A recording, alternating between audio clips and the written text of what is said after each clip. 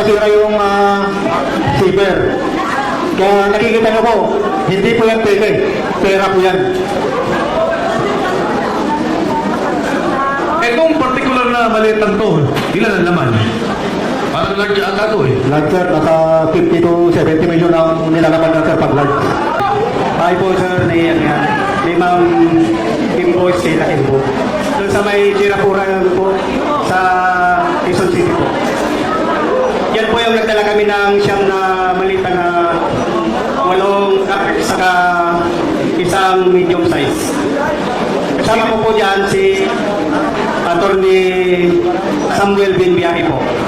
Tapos po yung sekretary ni Ma'am Sila po yung babae mga sir. So si Attorney Henry kay Congressman Saldico. Yan po si Attorney Samuel Binbiyahe po. Samuel Binbiyahe. Opo, sir. Staff ni Attorney ni Congressman Saldico. Opo, sir. Yan na po, sir. Sa bahay po yan ni dating speaker po sa Fortito Nara, Makili Road po. Ito, kanino? 42 Makili Road. Sa loob po yan ang bahay, sir.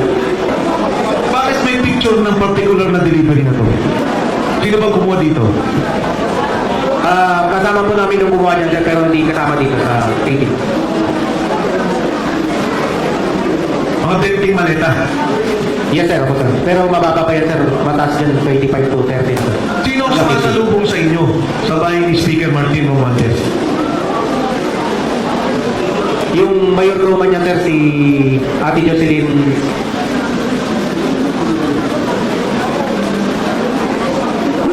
Siya lang. Yes, sir, siya lang. Ate Jocelyn. Yes, sir. Anyway, nandun natin kay Sarge yung pangalan pagka nakuha na. Ay, telepono. Ayan.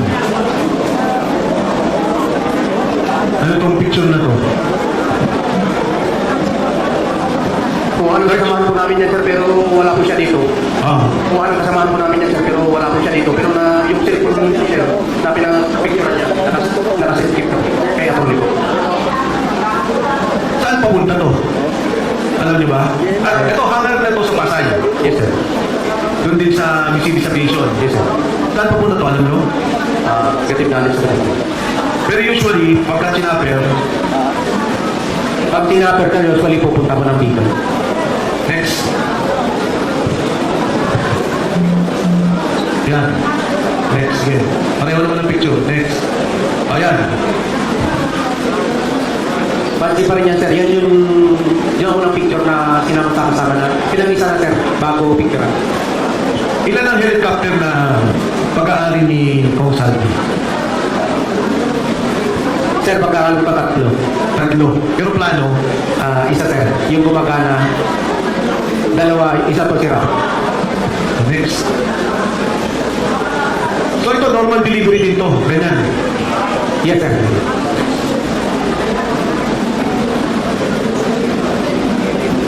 Next. Yan, ano to? Kasama din yan, sir, dun sa pag-picture kanina ng maraming pagbabalang po yan, sir. Saan to? Sa Manila? Sa entrance din, sir, ng Magsi. Papasok to bale? Yes, sir. Pagpakarga pa lang. O, next. Ayan. Next. Ito, karga ulit to. Kasama din yan, sir.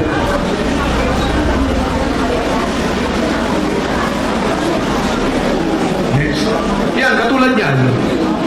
Sino itong mga tao nakatayo? Empleyado ng Magsi yan, sir. Tumutulong lang pag-buhat, sir. Kasi sa sobrang dami, sir.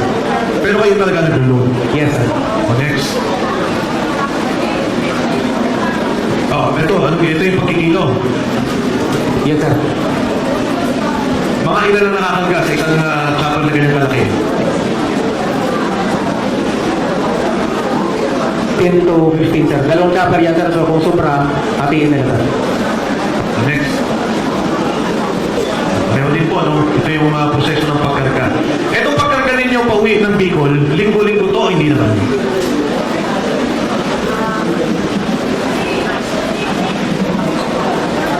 Yung pag-uwi ng Bicol, hindi naman masyado? Go ahead.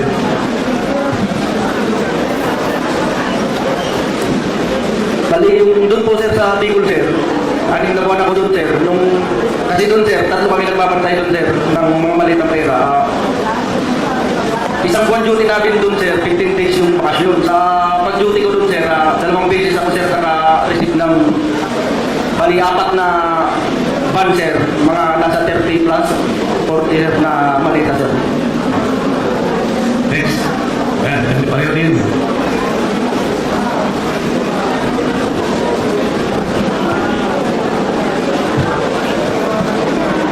Okay, ano to? At pareho pa rin, ano? Yan pa rin chopper. Okay, next.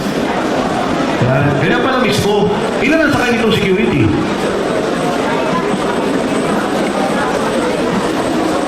Sige, sir. Sir, wala mang security na. Pagdating doon sa may, ano sir, sa DSP, may taga-sundo na. Okay. Pagka tumukot ang piloto, pwede. Pwede sir. Hindi makikita. O, next. Balik lang konti, ah. Katulad to, ang laki nito, ah. Ilan ang laman nito? Yan ang lunch sir, na 50 to 70 ang laman. 50 to 70 million. Next. Ano, pareho ba yun ng kanina? Pareho ng kanina. Yes sir, parehas lang yan sir. Okay. To.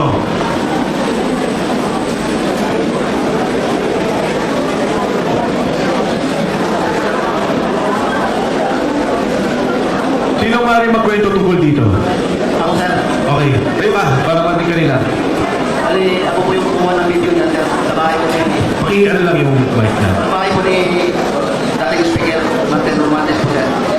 Bali kasama ko po niya sir, si John Paul Estrada, at saka yung mga kasama kong security, pero yung iba sir, wala dito, yung iba na dito.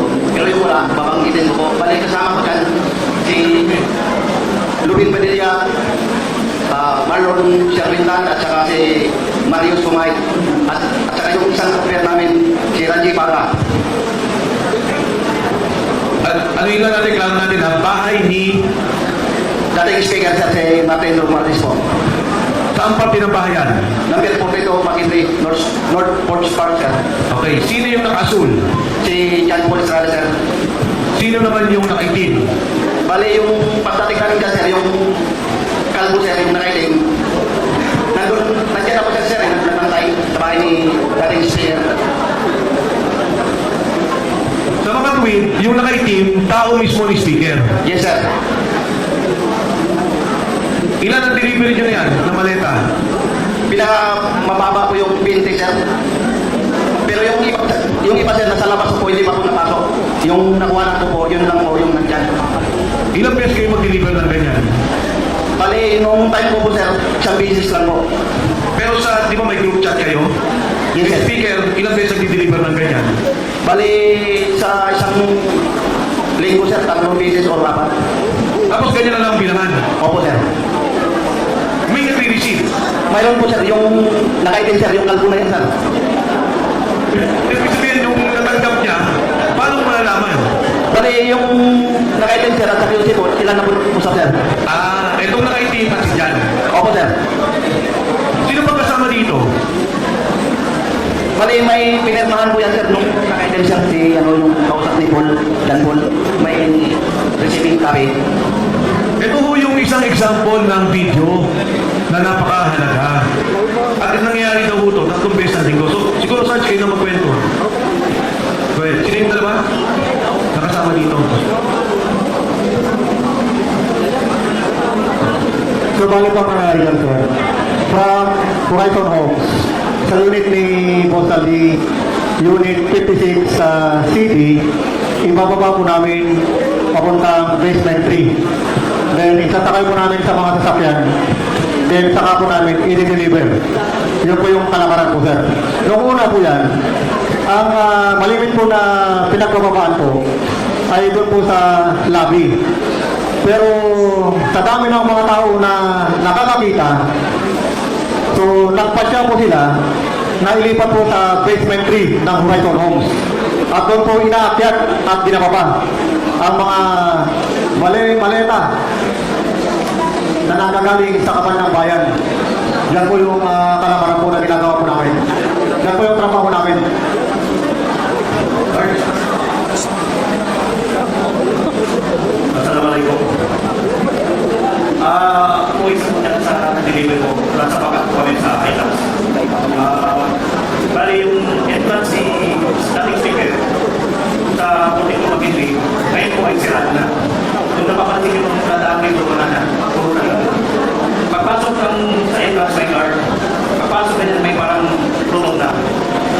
sa rotonda, pag drop namin, yan na yung papasok. Yun lang po yung karanasan ko po dyan sa deliver po. Salamat. Thank you. May gusto ko bang idagdag? Next tayo. Ito yung tao. Kilala niyo yung pangalan? Sarge? Nare-recall ninyo? Hindi po, sir. Hindi ko po nakuha yung pangalan, sir. Pero pag nakita mo siya, ma-identify mo. Yes, sir. Tao siya ni speaker. Yes, sir. Hindi siya military. Hindi po, sir. Civilian po. Next. Ano tong picture na to? Kanina to? Ako po nung pumayan, sir, sa Horizon po, sir, sa Shangri-La, sa basement tray po. Yun po yung picture na yun, sir, ng malita. Yun po yung nasa picture na po yun. Magkakasama sila. Okay. Maraming nagtatanong sa social media at minsan may accusation pa na paano nyo nalaman na pera ang laman ng maleta? No? Ang sabi nila, baka iba ang laman yan. Maleta lang ang nakita nyo, hindi nyo naman nakita yung laman. Pwede bang sagutin nyo yung ganong mga criticism? Sir, para masagot po yung tanong na yan. Doon pa lang sana, sir, sasabihan ka na ng executive assistant na ingatan niyang malita na yan dahil basura ang laman. So doon pa lang, sir, yung tinatawag na namin na basura yung pera. At saka minsan po, nakikita rin po namin na nagbibilang po sila. Madagdag ko lang din, sir. Hindi naman siguro kailangan ng security at saka bulletproof na mga sasakyan kung sa yote siguro laman ng maleta. Pero dahil sa pera po, kailangan po ng maraming security at saka bulletproof na sasakyan.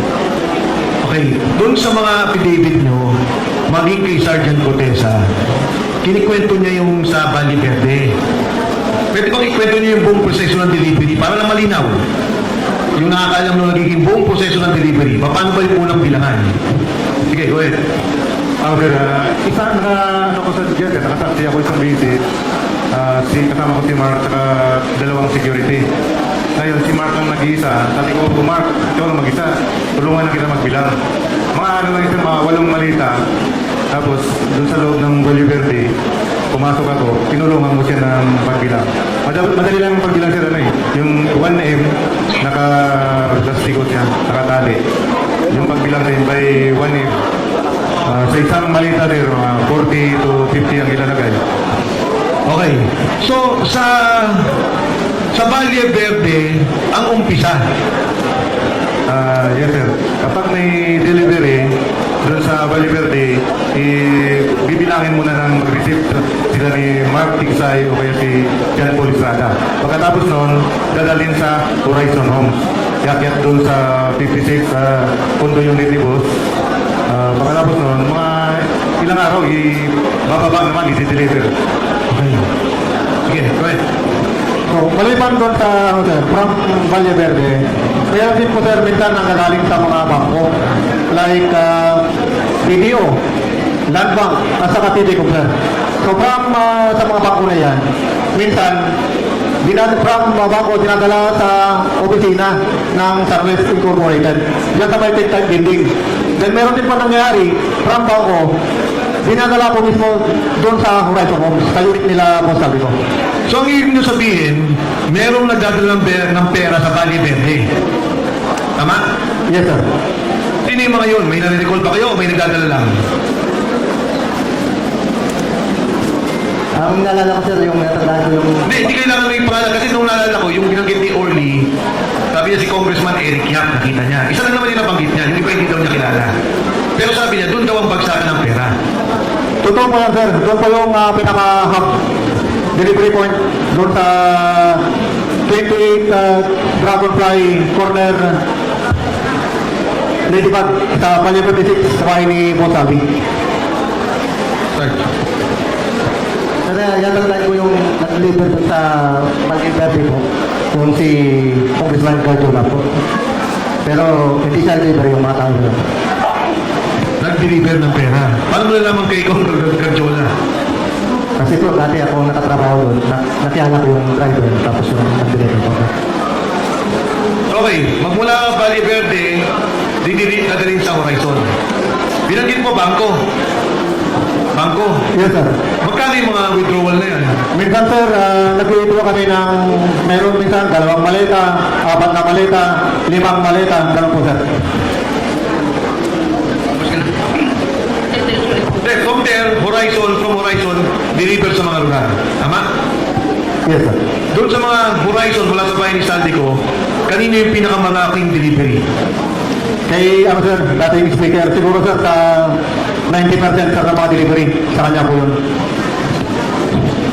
Ano sir, sir, na-experience ko din dito sa nag-pick up kami ng pera sa Land Bank, Pasig City Hall. Nag-pick up po kami dyan ng 25 malita, puro large. Nag-antay pa nga kami ng dyan, mahigit 2 oras. Inantay namin yung 2 armored car. Noong Marso 28, 2025, ang kasama ko noon, si Joshua Cano, yung AED boss, tapos si Bernard Toby, saka si Master Lupian. Sinabi ko pa nga sa kanila na baka maplat tayo kasi parang bibigay na yung gulong. At 25 malita pinagkasya namin sa van na hawak ko. Ang plate number noon, NXN 8729. Dinala namin sa bahay ni boss sa Valle Verde. Yun lang po. Singit lang po ako ha dahil bigla kong naalala nung binabanggit niya yung mga plate number ng sasakyan na ginagamit nila. Meron po akong information, reliable po ito, na yung LTO, pinagbubura na yung record ng mga sasakyan na ginamit nila sa pagde-deliver. At kilala ko po kung sino yung nagpasimuno para burahin ang records ng mga sasakyan na ito. Balang araw ay mananagot din siya. Okay? So, balik natin doon sa picture, no? Yung kanina. Ayan. Ano to? Dami ah.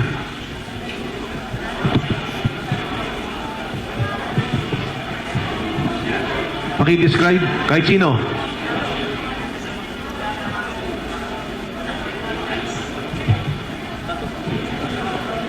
Yan po yung isang bahagi po ng pagbibilang po ng pera, sir, sa office po ng SunWest Corporation po. Saan tong office na to? Sa Tectite po, sa may Ortigas. Hindi to Valle Verde. Hindi po, sir. Hindi. Next.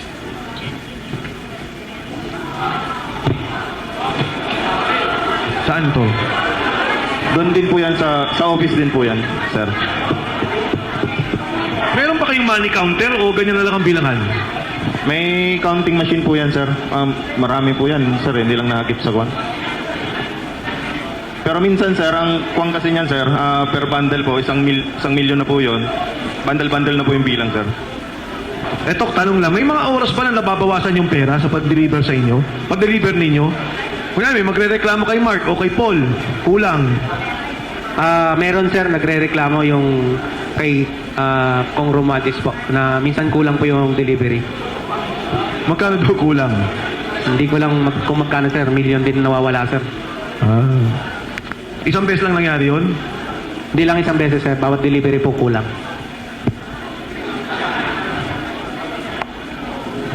Pero sir, di kami kumuha nun hindi nagbibilang. Paldo sana kami ngayon sir. Ayan, saan to? Tectite office din yan sir. Tectite pa rin. Yes sir, yan yung mga pera na galing bangko, dinadala dyan sa Tectite, dinadala sa Horizon Home sir, at saka dinideliver sa iba't ibang official ng mga gobyerno sir. Next.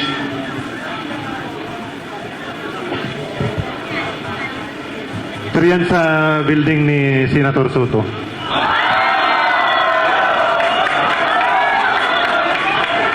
Bali, ako yung advance team kami dyan, sir. Kasama ko yan dyan si Badilla. Si Lovin Badilla. Sino tong kinuna mo ng litrato? Ako yan, sir, nagawa. Kasi yung nag-advance kami dyan, bali, pinipicturean ko, sinisend ko sa Viber group namin para ma-inform yung tropa na aboard na kami, sir. Next.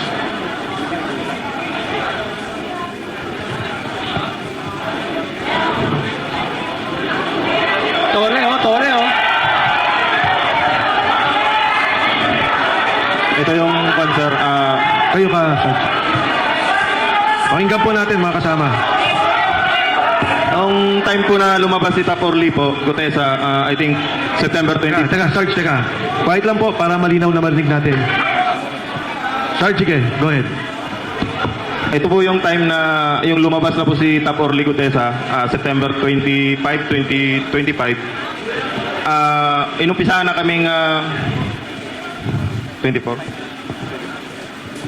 Inumpisahan na po kaming kausapin ni General Torre po para bigyan po ng mga offer po, katulad po nung cellphone po. Ito po yung cellphone na nakuha ko. Tapos binigyan rin po kami ng 50,000 po para kapalit po doon sa affidavit na magpapatunay po na papasinungalingan namin yung mga pahayag po ni Tap Orly Gutesa po. Bali yung 50,000 bayad po sa amin for disturbance fee po na sinasabi nila. Niya po. Yan po yung patunay na pumunta po kami sa Raffles, doon po sa office niya. Sa Raffles, Makati po. Office ni General Torre o ni Saldico? Unit po ni boss, ginagawa niya pong office po. Kasi nandun rin po yung sekretary niya po, si Analisa Gaspar po. Sir. Secretary Nino. Ni General Torre po. So nag-o-office siya sa unit ni Congressman Saldico. No sir, parang ginamit lang yan sir na pang-establishment namin na kakausapin kami sir. Diyan kayo nag-set ng meeting. Yes sir. Yung time kasi na yan, sir, hindi rin namin alam kasi ang akala namin sila pa ni dating speaker at saka si Bosaldi. Yung pala, ginagapang na pala, sir. Kaya akala namin si boss pang nagpupundo dyan para ma-hold the line kami, sir. Para hindi kayo lumabas. Opo. Sino-sino itong mga nandito? Yung dito po, yung naka-gray po, si kasamahan po namin, si Tap Malati po, retired Army, si General Torre po, si Tap Lupian, si Sarge Master Polidario, si Tap Pabiluna, at saka ito po yung ulo po, si Tap Uluntante po. Kasama rin dyan po. Actually sir, marami kami dyan. Mga 15 kami sir na pinapirma po ng NDA po, non-disclosure agreement at saka yung affidavit po na papatunay na papasinungalingan po namin yung sinasabi ni Tap Orly po. So nagkaroon kayo ng isa lang na affidavit para sabihin nagsisinungaling si Orly Gutesa. Individual yun, sir. Kaya nga, individual affidavit, pero yung affidavit, ang sinasabi lang, nagsisinungaling si Orly Gutesa. Tama? Opo, sir, tama. Tama po sir, tama. Okay.